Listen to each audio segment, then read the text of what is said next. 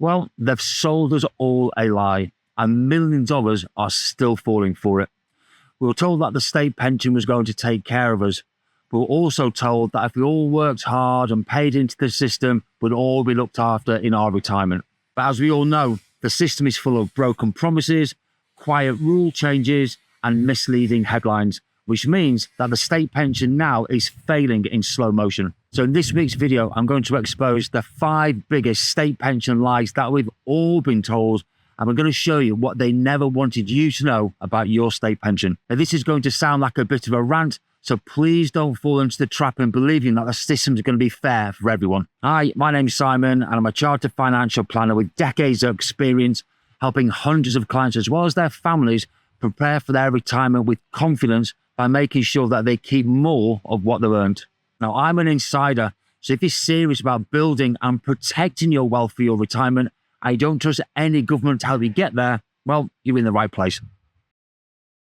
Now, I don't think using the word lies is too strong a word at all. For decades, millions of us have been told the same thing. If we pay enough in national insurance, we work hard, play by the rules, and when the time comes, the state's going to look after all of us in our retirement. Now, the state pension's been sold as a cornerstone of our retirement. You could call it a safety net, a reward, a promise maybe, or even a social contract. But what I can tell you is that promise is unraveling. Now, much of what you believe about the state pension is wrong, and I don't think that's by accident either. Whether it's government spin, political short-termism, or just a deeply broken system that's failing all of us in front of our very eyes in slow motion, the outcome is just the same. Pensioners are going to be shocked, short-changed, and they're going to be scrambling to make ends meet when they retire. So let's expose 5 of the biggest lies that we've all been told about the state pension, and a few more that they'd rather you never know about. So lie number 1,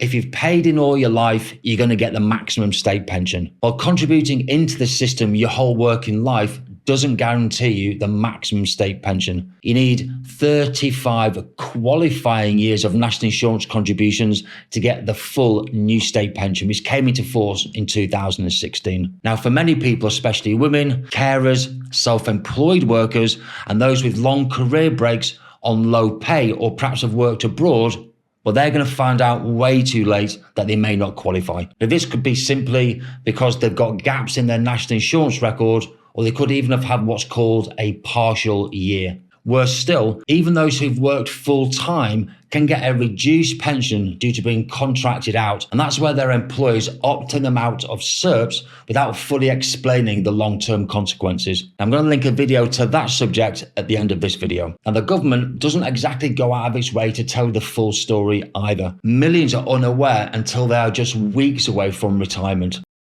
Now, here's a breakdown about where all our money goes and, importantly, how it's going to be spent. Now, the welfare state costs about £313 billion a year, of which £125 billion of that is spent on the state pension. And you can see that in the yellow under the heading pensioner spending. Now, to put that into context, that's more than defence at £56.4 billion, the Home Office at £22.7 billion, the Justice Department at £12.8 billion, the Foreign Office at £11.2 billion, and the DWP at just over £10 billion combined. Just let that sink in for a minute.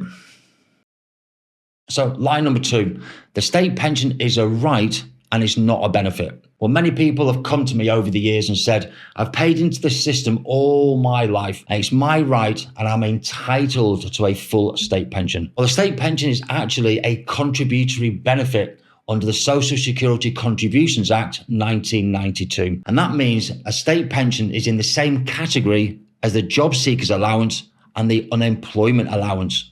And this legal framework also means that the rules can be changed by any government, including the state pension age, the eligibility criteria for the state pension, taxation, and possibly means testing as well. What all this means is that your money is not being held in a bank account somewhere or a fund somewhere with your name on it. What it is a pay-as-you-go system where you pay in today to support today's pensioners. So we all have to cross our fingers and hope for the best that there's going to be enough workers paying tax and national insurance in the future to pay for all of our state pensions. Now, the ONS recently stated and reported that there's about 10 million people of working age between 16 years old and 24 years old reported that they are disabled. And that's 24% of that working age population. That's 1 in 4.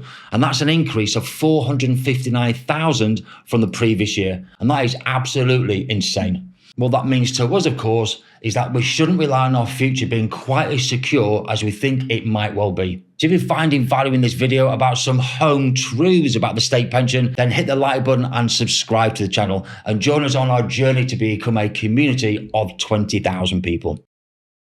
Line number 3, the state pension age won't change again. Well, tell that to the waspy women who thought they were going to retire at age 60 and the men who thought they were going to retire at age 65. Now, the state pension age currently is age 66, and that's going to be rising to age 67 by April 2028. But that is not quite the full story. There are reviews underway to bring the state pension age of 68 forward to the mid-2030s. So the goalposts, not likely, but they will be moved yet again. Now, of course, no one knows for sure where this is all going to end, but the Longevity Centre has proposed to the government that the state pension age should rise to age 71. Now, there's going to be many reasons for that, not least because the government has got a lot of debt and it costs £105 billion a year just to service that debt. And that works out to be about £9 billion a month. So the state pension clearly can't carry on in its current form for much longer.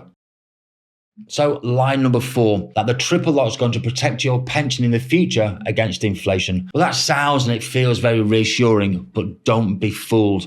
The triple lock was introduced in April 2011 and it has increased the state pension by the highest of inflation, which fell yesterday to 2.6%, average earnings, which is around 5.8% or 2.5%. So far so good. But this doesn't reflect how pensioners or what pensioners spend their money on. In fact, the silver inflation index for pensioners is a lot higher as they spend their money on housing, energy and healthcare. And that's increased by as much as 8% to the end of last year. There's also an increasingly loud chorus of voices whispering in the government's ear about how the triple lock is getting way too expensive. And whilst many working people are not getting proper pay rises, pensions are getting inflation-busting state pension rises, all at the taxpayer expense. Now, don't forget, the triple lock also became a double lock in 2022. So this could also be in the crosshairs of cost cutting to help Rachel Reeves balance the books. Line number 5, the state pension is enough to live on. Or put bluntly, the state pension is not going to give you anywhere close to a dignified or a decent standard of living in retirement. The maximum state pension is now about £12,000 a year, and that is below the minimum income standards calculated by the Joseph Rowntree Foundation. Now, they've calculated that a single pensioner needs about £17,000 a year, whereas the PLSA have calculated that a single pensioner needs about £14,000 a year. But these are after-tax figures. These are net figures. So if you live in rented accommodation, rely on expensive energy bills, or need care or support, this is just clearly not going to be enough to live on. And what you also need to remember is if the state pension keeps increasing while the personal allowance threshold remains frozen to 2028 or beyond, you're likely to be paying income tax on your state pension maybe as early as next year. So what we're coming to find out is that the state pension is not what we were promised. And for many, it's becoming a bitter pill,